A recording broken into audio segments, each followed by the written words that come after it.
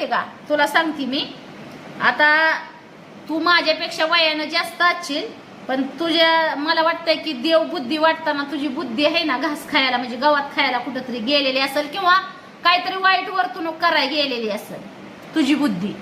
त्याच्यामुळं देव ज्ञान वाटप करताना त्याचं नॉलेज तुला आलेलं नाही. येताना फक्त आहेच ना हात असं उघडं करून यायचं, म्हणजे येताना मुठी बांधून यायचंय, येताना मुठी बांधून यायचंय आणि जाताना आहे ना असं हात पसरून जायचंय. ह्याचा अर्थ कळाला का तुला?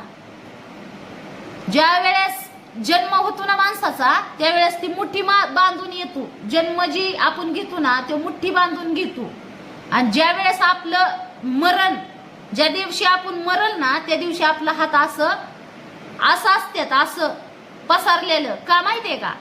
तर ज्या दिवशी आपण जन्म घेतो ना त्या दिवशी आपल्याला भरपूर